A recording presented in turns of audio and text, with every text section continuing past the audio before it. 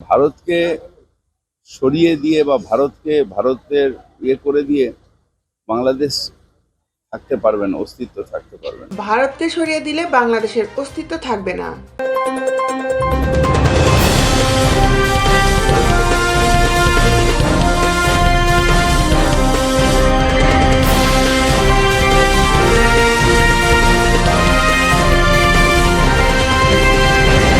ভারতকে সরিয়ে দিলে বাংলাদেশের অস্তিত্ব থাকবে না বলে হুঁশিয়ারি দিয়েছেন পশ্চিমবঙ্গ সরকারের গুরুত্বপূর্ণ মন্ত্রী ও কলকাতা মিউনিসিপ্যাল কর্পোরেশনের মেয়র ফিরহাদ হাকিম। শুক্রবার সাংবাদিকদের প্রশ্নের উত্তরে তিনি এই মন্তব্য করেন। ঢাকা দিল্লির দ্বিপাক্ষিক সম্পর্ক উন্নয়নে সম্প্রতি ভারত ও বাংলাদেশ দুই দেশের সেনাপ্রধানরা ভার্চুয়ালি বৈঠক করেছেন।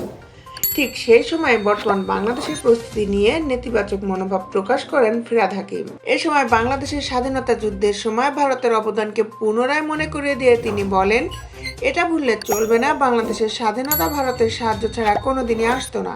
মুক্তিযুদ্ধের সমর্থন ও যুদ্ধের সময় বাংলাদেশের অস্থায়ী সরকারকে স্বীকৃতি দিয়েছিল ভারত।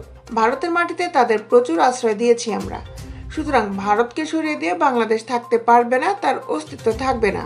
রাজনৈতিক বিশ্লেষকদের মতে এই ধরনের বেপরোয়া মনোভাব এবং মন্তব্য দুই দেশের আন্তর্জাতিক সম্পর্ক, ব্যবসা বাণিজ্য ও সংস্কৃতির ক্ষেত্রেও নেতিবাচক। ভারত সরকারের পররাষ্ট্র মন্ত্রণালয় দিল্লি থেকে যখন বাংলাদেশ প্রসঙ্গে ঢাকার ক্ষেত্রে সম্মান ও মর্যাদার সঙ্গে নমনীয় কূটনৈতিক মনোভাব দেখাচ্ছে, ঠিক সেই সময় পশ্চিমবঙ্গ সরকারের গুরুত্বপূর্ণ মন্ত্রী ফিরহাদ হাকিমের এই মন্তব্য আন্তর্জাতিক মহলে যথেষ্ট রাজনৈতিক উত্তেজনা সৃষ্টি করতে পারে বলেও মনে করছেন বিশ্লেষকরা।